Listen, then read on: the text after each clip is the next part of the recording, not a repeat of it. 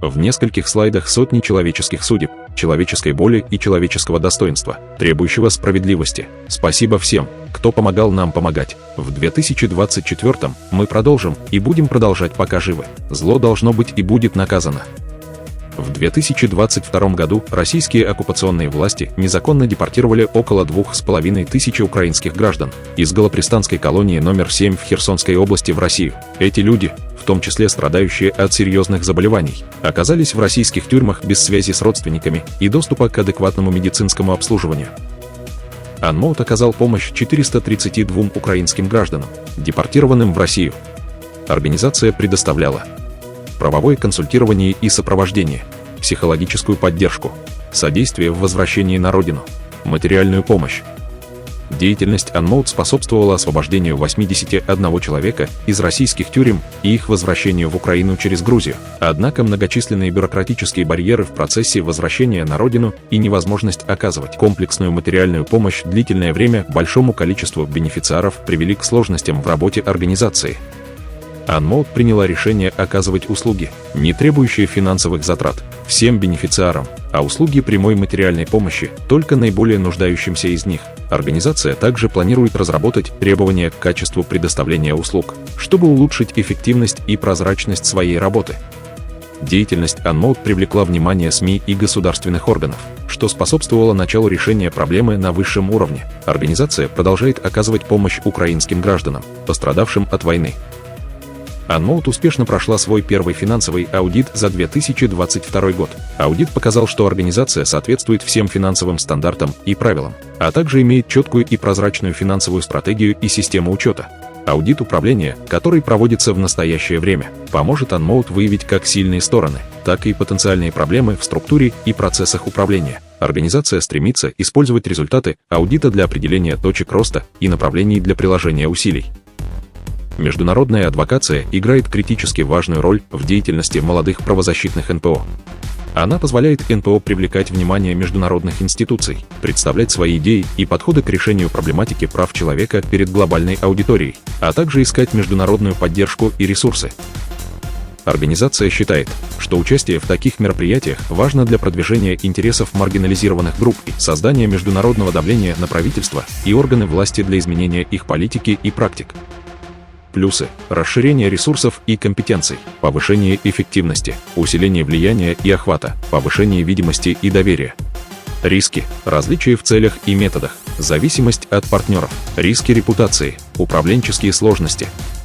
Это партнерство позволяет АНМОУТ сотрудничать с другими правозащитными организациями по всему миру. Оно также дает АНМОУТ доступ к ресурсам и поддержке Civicus. Это партнерство позволяет АНМОУТ работать над решением проблемы туберкулеза в Европе. Оно также дает АНМОУТ возможность обмениваться знаниями и опытом с другими организациями, работающими в этой области.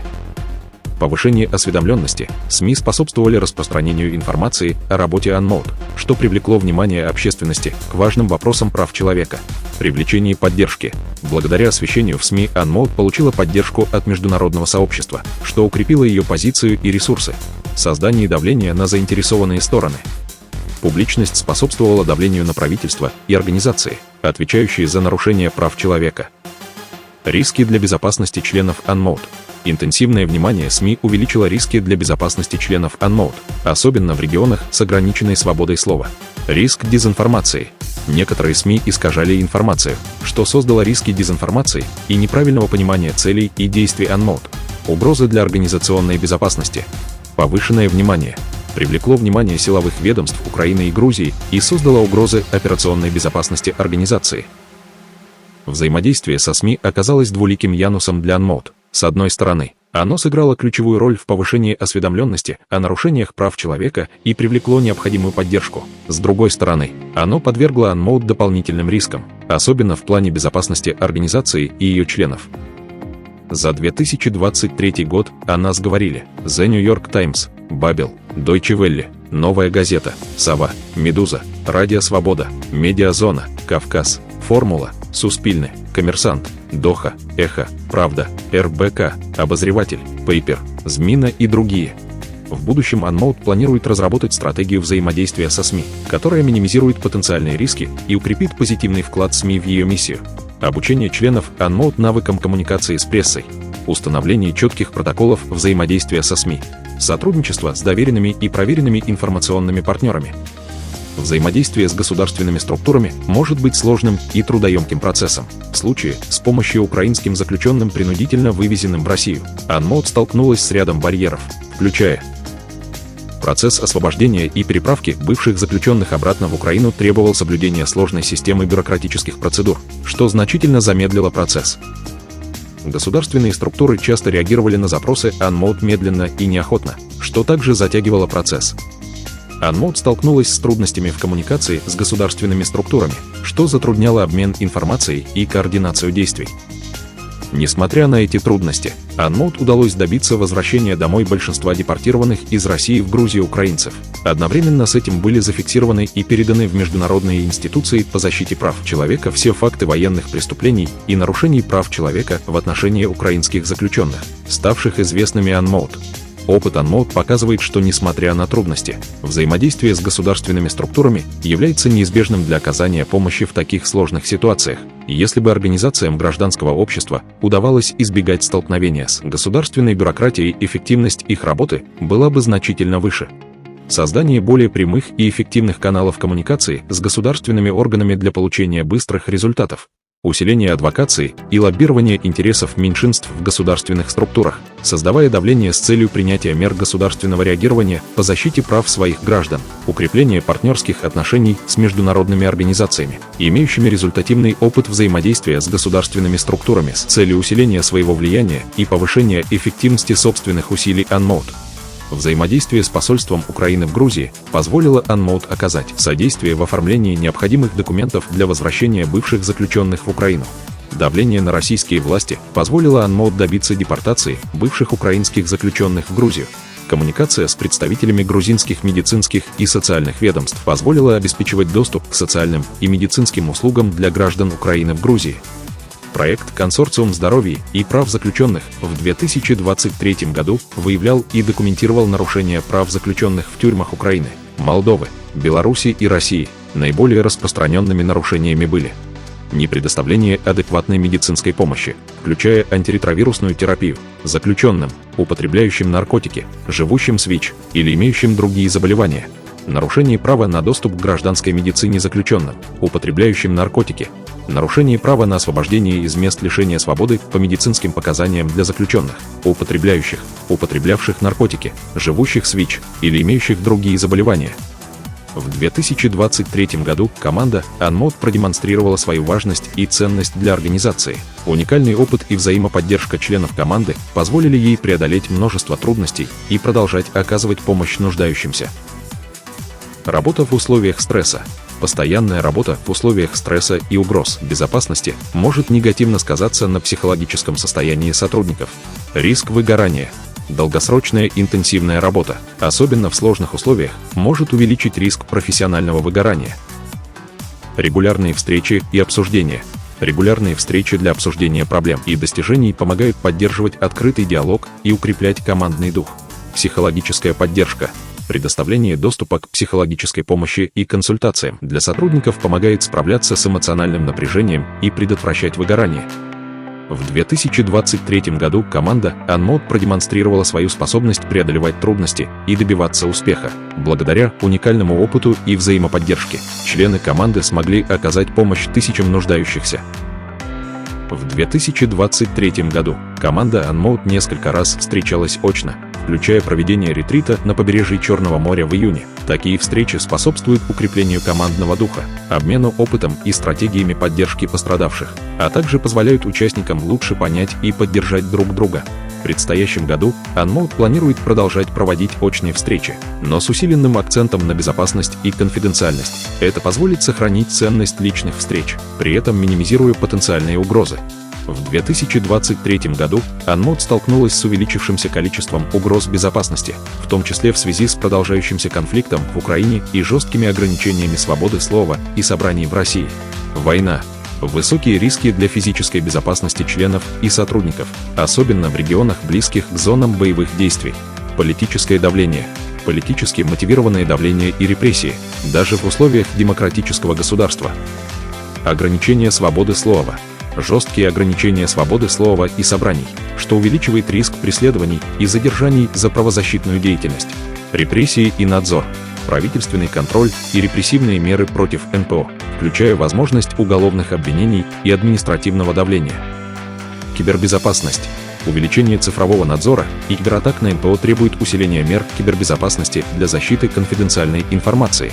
Информационные войны, распространение дезинформации и пропаганды может подорвать доверие к организации и создать дополнительные риски для безопасности.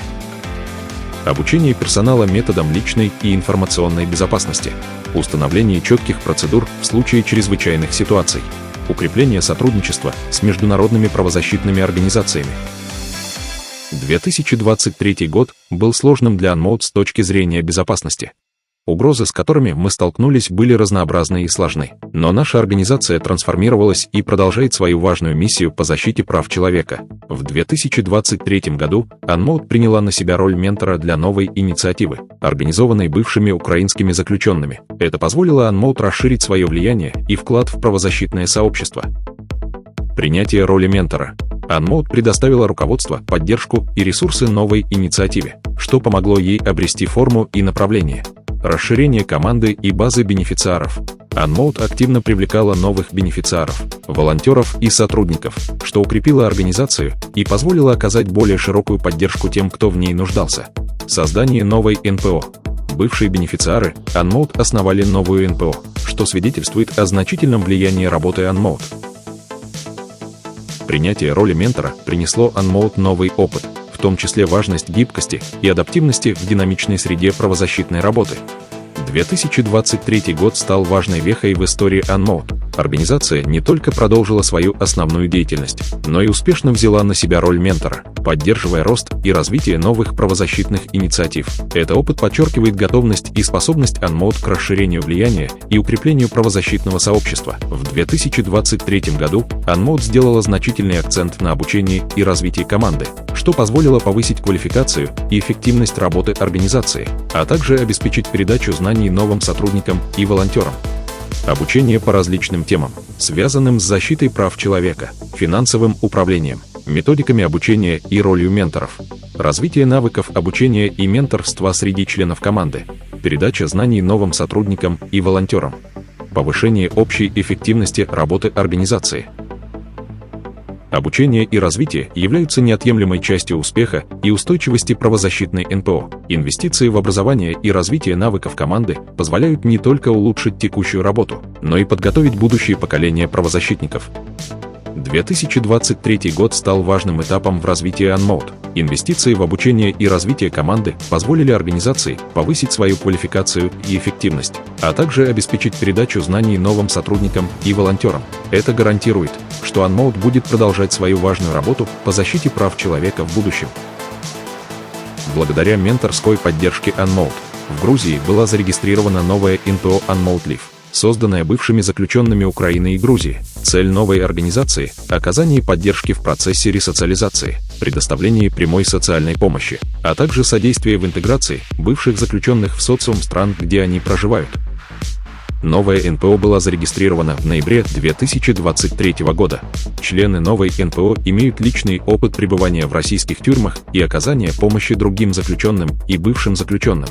Цель новой НПО – оказание поддержки в процессе ресоциализации, предоставление прямой социальной помощи, а также содействие в интеграции бывших заключенных в социум стран, где они проживают. Поддержка бывших заключенных в процессе их возвращения в общество является ключевым аспектом их успешной интеграции и предотвращения рецидивов. Создание новых НПО бывшими заключенными – это эффективный способ решения проблем, с которыми сталкиваются эти люди. Создание новой НПО Unmode Live является важным событием в правозащитном сообществе. Эта организация обладает значительным потенциалом для оказания помощи бывшим заключенным и содействия их интеграции в общество. Проведено 521 мониторинговых опросов заключенных, употреблявших наркотики, живущих с ВИЧ или другими заболеваниями. Задокументировано 34 стратегических кейса. Ведутся совместные CEPLN стратегические дела по праву освобождения из мест лишения свободы в связи с тяжелым заболеванием заключенных из России. Подано 4 жалобы в комитеты и специальные процедуры органов ООН.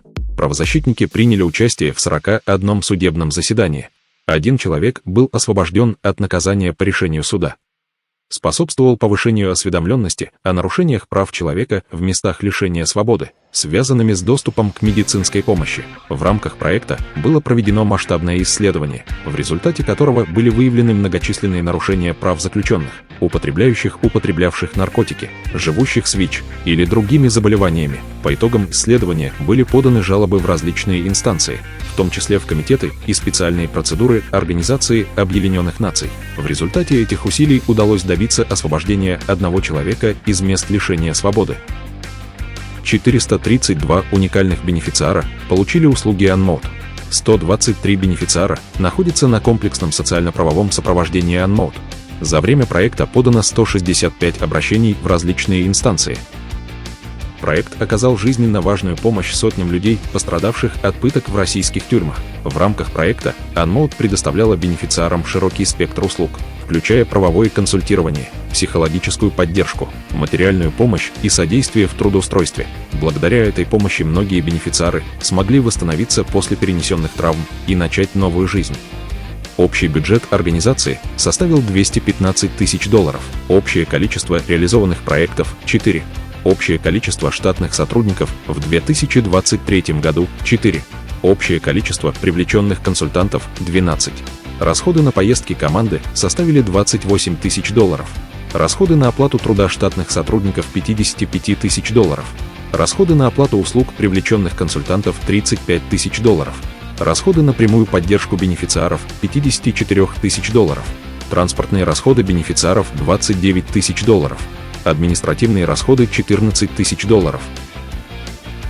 Общие цели – укрепление институциональной основы организации, улучшение эффективности и результативности деятельности, расширение охвата и влияния организации. Конкретные задачи: по управлению – завершить первый аудит управления организацией, провести сессию по подведению итогов стратегического плана на 2021-2024 годы и составить стратегический план на 2024-2027 годы, провести ротацию управления и оценку сотрудников организации. По фиксации пыток – создать систему мониторинга, классификации и фиксации пыток в виде создания препятствий доступу к медицинской помощи в местах лишения свободы с момента фактического задержания. Общественная работа. Провести ретрит для команды организации, создать консорциум НПО и ИГ, которые созданы и управляются бывшими заключенными. Финансирование. Провести ребрендинг, внедрить практику частных пожертвований, запустить социальный бизнес, получить отдельное финансирование на институциональное развитие организации. Администрирование. Усилить команду секретариата и укрепить административную деятельность организации. Следует отметить, что Unmode смогла устоять, трансформироваться и продолжить свою деятельность. Несмотря на продолжающуюся военную агрессию России в Украине, организация справилась с многочисленными трудностями, включая риски для жизни и свободы своих членов, ограничения на передвижение и нехватку ресурсов. В целом, деятельность Unmode в 2023 году свидетельствует о ее высоком профессионализме и приверженности делу защиты прав человека. Планы на 2024 год являются амбициозными, но команда Unmode имеет опыт, бесстрашие и несгибаемое намерение, необходимые для их реализации.